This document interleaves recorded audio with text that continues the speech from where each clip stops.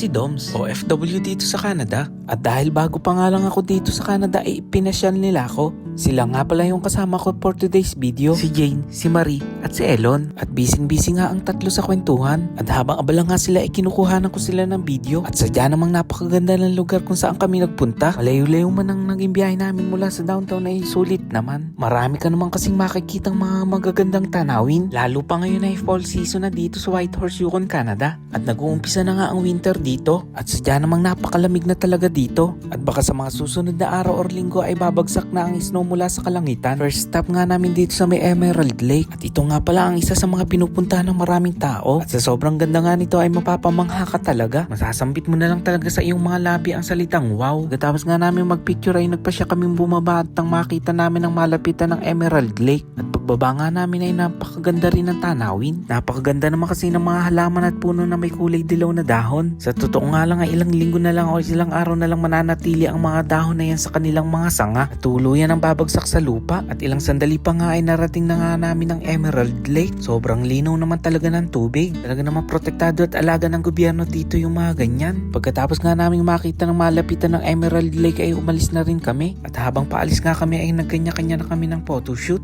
Tulad nga ng ginagawa ni Jane na may pa-slow motion pa. Maganda rin naman talaga ang naging resulta. Parang nasa Korean novela daw. Charot. At pagkatapos nga namin sa Emerald Lake ay nagpatuloy na ulit kami sa pagbiyahe. Hindi rin naman din kami nagutom sa biyahe at may dala nga kaming mga makakain. Ilang sandali pa nga ay nakarating na kami sa last destination namin. Ito nga yung Carcross na tinatawag nila. Ang Carcross nga ang isa sa mga lugar din na pinupuntahan ng maraming tao dito. Lalong-lalo na kung summer. Diyan naman ding napakaganda rito. Bukod nga sa mga tanawin ay makakakita ka rin dito ng mga bilihan ng mga souvenir. Bukod pa nga doon ay marami ding mga restaurant dito na talagang dinadayo ng maraming tao. Pagkatapos nga namin mag-picture taking ay nagpasya na rin kaming umalis. Sadya naman talagang napakalamig ng panahon. At naisipan pa nga nilang bumili ng ice cream kaya lang sarado na ang tindahan ng ice cream. Karamihan kasi sa mga bilihan ay sarado na. Gawa ng maaga silang nagsasara dahil weekend nga. Kapag alis nga namin ay may naispatan na naman kaming magandang tanawin. Kaya naman nag-stop over muna kami at nag-picture taking at bumaba ng sasakyan. Pagkatapos nga ay nagpatuloy na ulit kami sa biyahe. Pabalik ng downtown kung saan kami nang galing. At makalipas nga lang ang ilang minuto ay nandito na rin kami sa may downtown. At kakain nga kami sa may Sakura ng dinner.